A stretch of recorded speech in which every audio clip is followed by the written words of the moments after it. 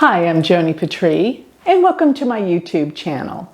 Well, today I want to talk about the planet Mars as it's placed in your chart in the different houses. So one thing I do want to point out is everything that I'm discussing is in this book, which is Astrology, the Divine Order of the Universe. I wrote that book a long time ago, and I actually feel like it's one of my favorites because it has everything, what the houses mean, what the planets mean, even the transit of planets through your houses, or just the natal positions of planets in the houses.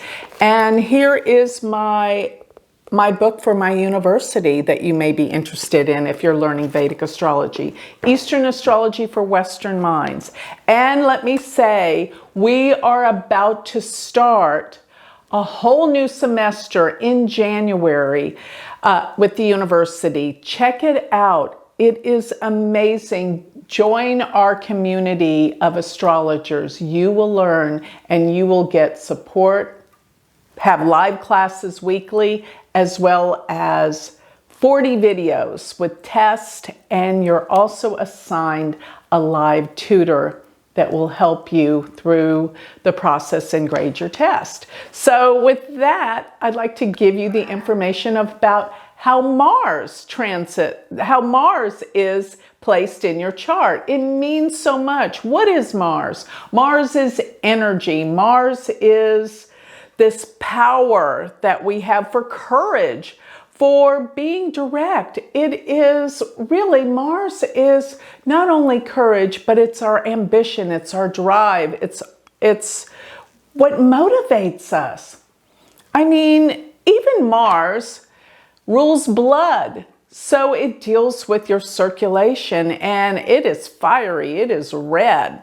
Mars is, we all need the power of Mars to get up and have drive and inspiration every day, because Mars is that drive. Now, Mars can rule some pretty difficult things, such as things that deal with anger and rage.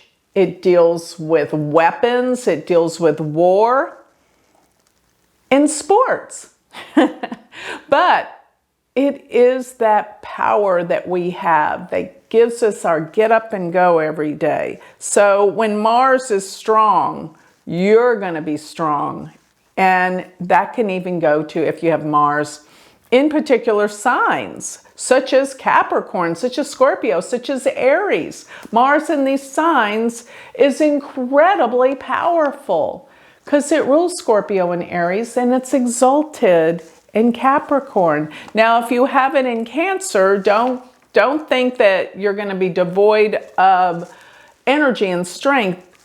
It just means there's something you have to overcome when a planet is in its debilitation sign. And usually once you overcome it, it becomes your greatest asset. That's how debilitated planets work. Now, let's talk about Mars being in each of the houses. If you have Mars in the first house, you are going to be always on the go. As a matter of fact, I find people that have Mars close to their ascendant, they have a problem with sitting still and even watching movies because they're constantly thinking about what they need to be doing. They want to get up and go. They to sit down and sit through a movie bores them. They're always thinking about where they need to go, what they need to do. High energy. Sometimes Mars being in the first house too can represent that you're born quickly. Why do I say that? Because Mars, or you're born with a C-section, because the first house deals with our birth, how we enter in the world. Mars being there can cause you to enter way too fast or with knives or cutting, that kind of thing. Now, one more thing, when I think about Mars being in the first house, many times people have a lot of head injuries because, you know, the first house is the head. I've seen Mars on the ascendant. Well, as a matter of fact, my youngest son has Mars in the first house, and he constantly was hitting his head. He looked like a unicorn when he was little. That's Austin, actually.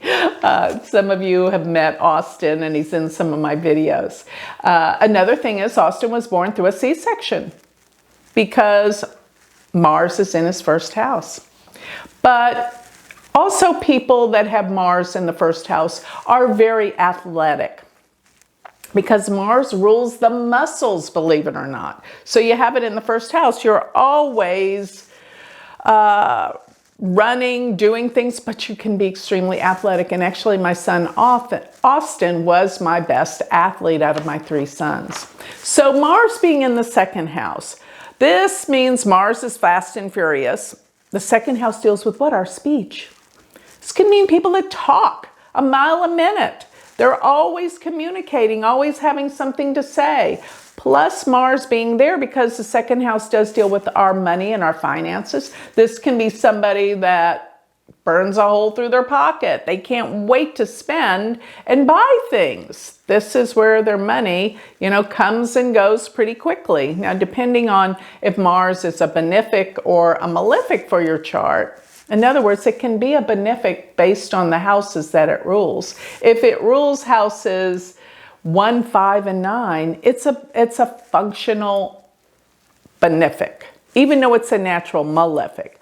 That means that actually, with Mars being there, you can make a lot of money. But when it's a difficult planet, it means the money can, slip away quite quickly. Mars is speed. Let me put it that way. Mars has a lot to do with speed.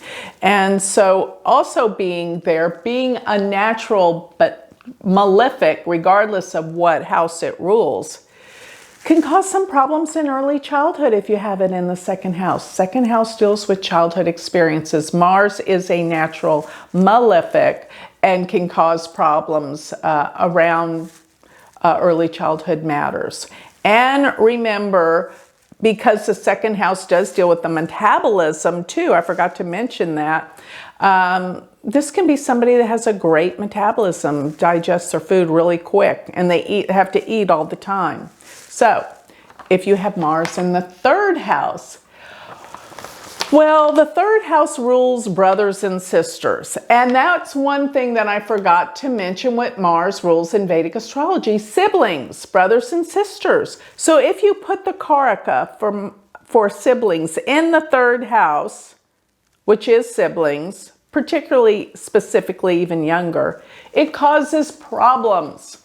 Yes.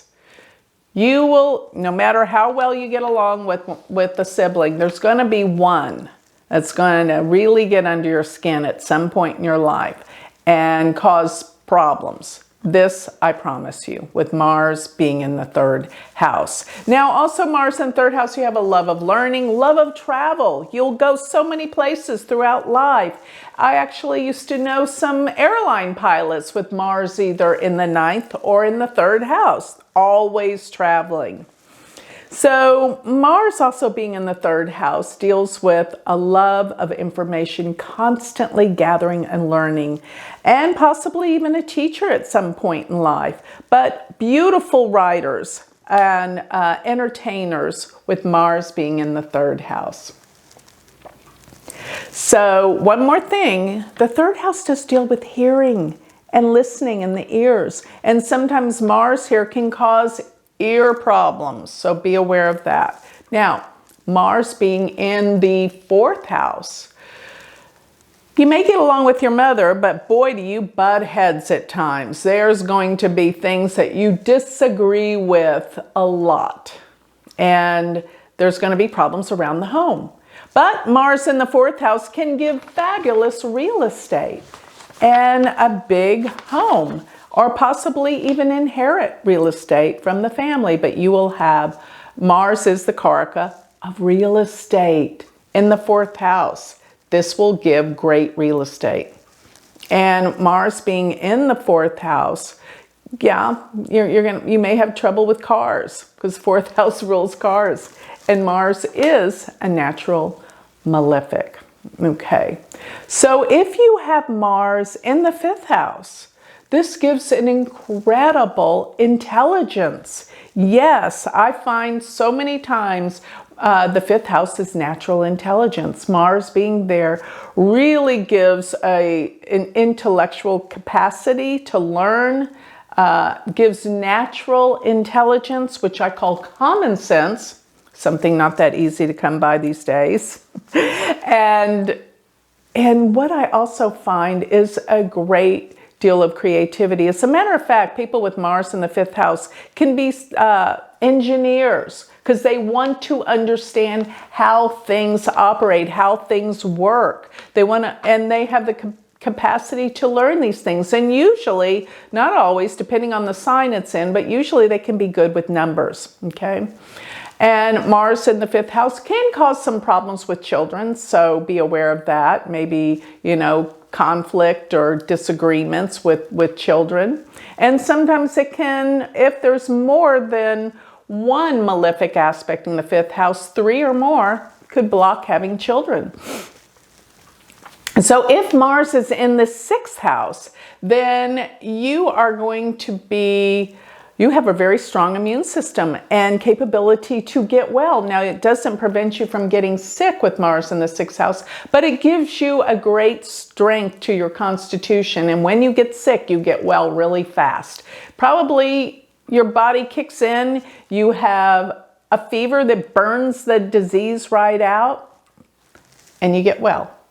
Now, Mars in the 6th house can also mean you could have some problems with employees or co-workers. There's sometimes is some conflict that goes on in the workplace with Mars being there. Also, it will cause some problems with your digestion in the 6th house. The 6th house does deal with how you digest your food, your absorption with food, and food may just run right through you and you don't absorb all the vitamin content in the food. And be careful with pets. You could have that could be a problem area. Have problems where pets cause you more problems than they're worth sometimes, okay? So if you have Mars, and also one more thing, Mars in the 6th house could mean that you go into a field of medicine or healing. Yes, either Mars in the 6th or the 12th house can deal with medicine and healing. If you have Mars in the 7th house, this is called Kuja dosha. Kuja dosha means when Mars aspects the 7th house. And this causes problems in what? Marriage. So let's go over the houses that actually have Kuja dosha. It would be the 1st house. If Mars is in the 1st, it's aspecting the 7th. If Mars is in the 4th house, it's aspecting the 7th by its 4th aspect. And if you have Mars in the 7th house, it's there to cause problems in relationships and marriage, right? But also Mars in the 12th house. With Mars special aspects, Mars aspects by 8 placements from itself. And so if you put Mars in the 12th by its 8th aspect, it's also aspecting the 7th house. So Mars in the 12th, the 1st, the 4th, or the 7th, and did I say 1st? Yes, those are going to be Kuja dosha. So Mars in the 7th house will cause some discord in marriage and relationships. This also goes towards business partners. It just seems like you always attract some very combative people that want to argue or cause your anger and your blood pressure to rise. Let me put it that way. So doesn't mean, though, that you can't overcome these obstacles, but it does mean that this is a lesson that you're here to learn in this lifetime, to learn how to come to a place of peace and balance in relationships, because many lifetimes you've attracted very difficult ones that have taught you to learn this lesson.